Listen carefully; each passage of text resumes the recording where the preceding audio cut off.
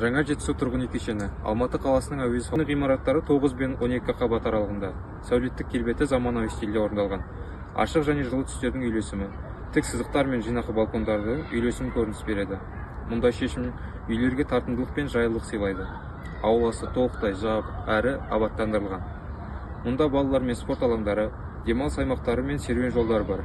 Бұл кеңістік отбасылар мен балалар үшін қауіпсіз әрі жайлы орта қалыптастырады. Пәтерлердің түрлері әртүрлі. Бір бөлмелі пәтерден бастап кең 4 бөлмелі пәтерге дейін бар.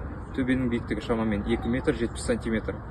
Пәтерлер қара әрлеуде тапсырылады, яғни әр тұрғын өз қалауынша жөндеу жасап, үйін ерекшете алады. Кешен маңында мектептер, балабақшалар, дүкендер және қоғамдық көлік аялдамалары орналасқан. Бұл тұрғындардың өмірін барынша қолайлы әрі ыңғайлы етеді. Алматы қаласындағы жаңа Жетісу тұрғын үй кешені заманауи технологиялармен салынған сапалы әрі сенімді тұрғын үй. Бұл кешенде ең басты конструктивтік шешім монолитті темірбетон қаңқалы жүйе. Мұндай жүйе ғимараттың беріктігін арттырып, сейсмикалық тұрақтылығын қамтамасыз етеді. Сонымен қатар пәтерлердің ішкі жоспарлауын еркін өзгертуге мүмкіндік береді. Ғимараттың іргетасы монолитті темірбетон плита. Бұл шешім топырақтың қозғалысын теңестіреді және ғимараттың ұзақ уақыт бойы мықтылық тұруын жағдай жасайды. Фасадтардың жылу мен дыбыс оқшаулайтын, энергия үнемдейтін материалдар қолданылған. Сондықтан тұрғындар қыста жылы, жазда салқын үйде өмір сүреді. Кешеннің барлық инженерлік жүйелері заманауи стандартқа сай. Мұнда шу деңгейі төмен, энергияны аз тұтынатын жолаушылар мен жүк лифттері, тиімді жылыту және желдету жүйелері орнатылған. Аула астындағы жерасты автотұрағы орналасқан. Онда арнайы гидрооқшаулау мен желдету жүйелері аңғалды. Жиналуына жол бермейді. Барлық үйлер бейнебақылау және өрт қауіпсіздігі жүйелерімен жабдықталған. Бұл тұрғындардың қауіпсіздігі мен тыныштығын қамтамасыз етеді. Жаңа Жетісу. Бұл заманауи құрылыс кешендері сапа мен жайлылық үйлескен тұрғын кеңістік. Осындай технологиялармен салынған үй жай ғана баспана емес, өмір сүруге арналған сенімді мекен. Ауданда тыныш әрі жайлы Жетісу бір шағын ауданда орналасқан. Бұл заманауи технологиямен салынған BI Group компаниясының сапалы жобаларының бірі. Кешен Қазақстан қонақ үйі Алматы қаласының ең танымал ғимараттарының бірі. Кеңестік модернизм дәуірінің сәулет өнеріндегі ең ерекше туындысы. 1970 жылы салынған бұл нысан тек қонақ үй ғана емес, бүкіл қаланың рухы мен мақтанышының символына айналды.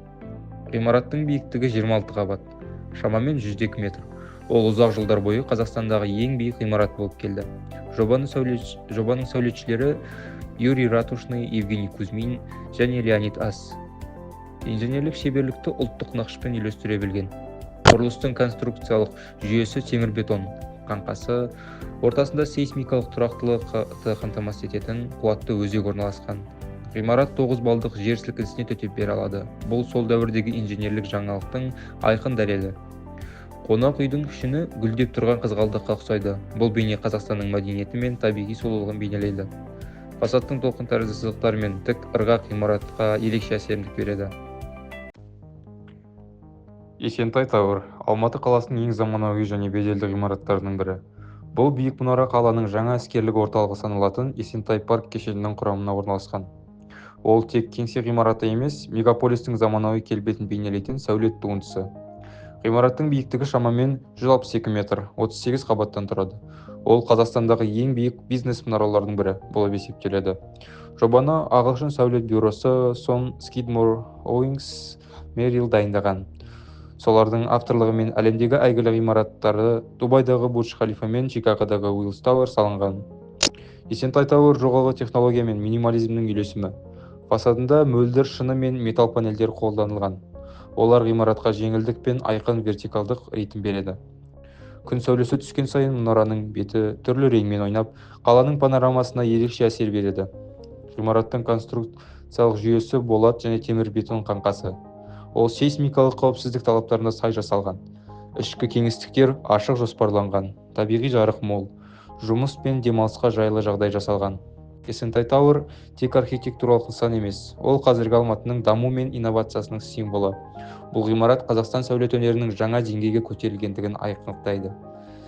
Биік талғамды мінсіз үйлесімге ұластырған Есентай Тауэр қала аспанының сызығын айқындайтын заманауи белгіге айналған. Видеообзор площадки Алматы театра, который, несмотря на достаточно неплохую архитектуру, занял не самое лучшее место расположения. Вот здание, которое по задумке архитектора должно было поддерживать конфигурацию гор, их форму. Но, на мой взгляд, наиболее привлекательным является подход контраста. Когда на фоне гор, угловатых и естественных, мы видим достаточно округлые, изогнутые формы, которые Фою тұрғын үй кешені Алматы қаласының жаңа сәулеттік бағыттағы көрнекті жобаларының бірі. Бұл нысан заманауи қалалық өмір салтын ыңғайлылық пен стильді үйлестіретін ерекше кеңістік болып табылады. Кешеннің сәулеттік шешімі минимализм мен функционалдықты негізге алған. Ғимараттардың биік әрі үйлесімді көлемдері қаланың заманауи келбетімен үндесіп тұр. Фасадта шыны мен металл, сондай-ақ табиғи түсті композитті панельдер қолданылған. Кешеннің құрылымдық жүйесі монолитті темірбетон қаңқасы.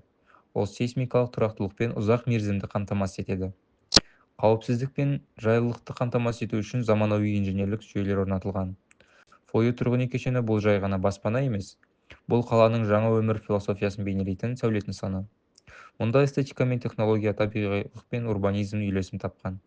Бүгінгі таңда Фою Алматының заманауи архитектурасының айқын көрінісі.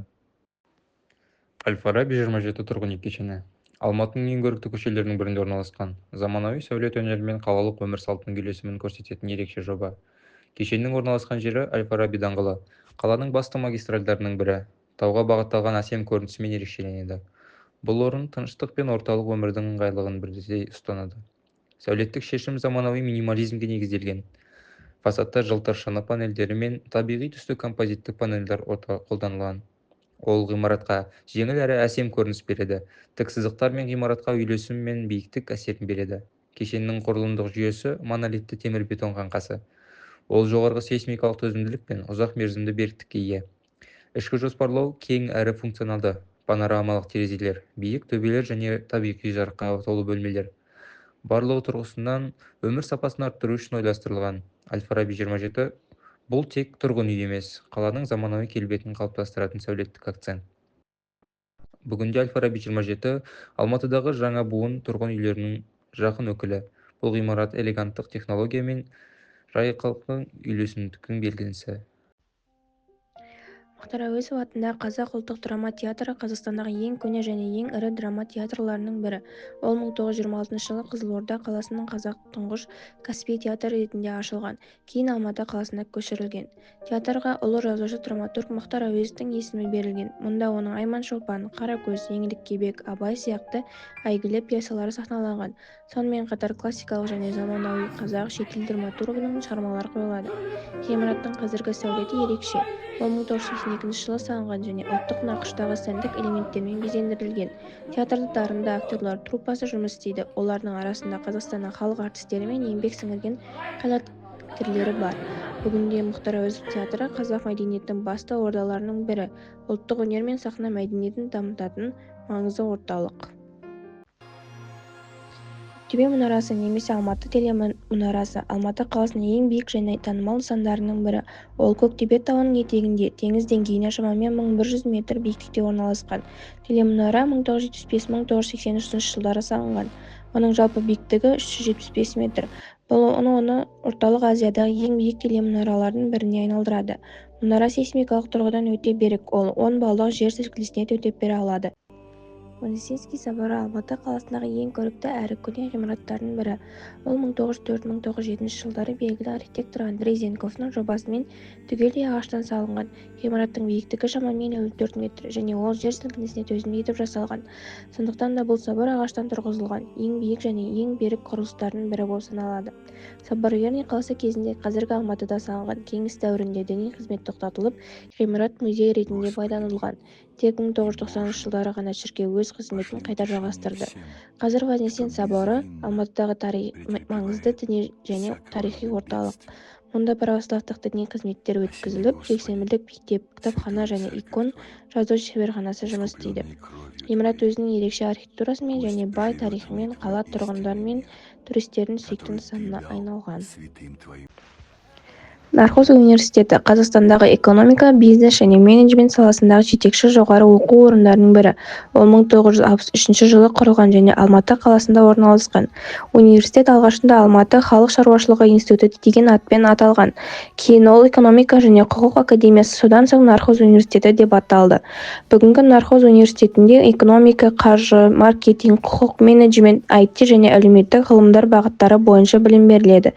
Университет халық стандарттарға сай жұмыс жасайды. Шетелдік оқу орындарымен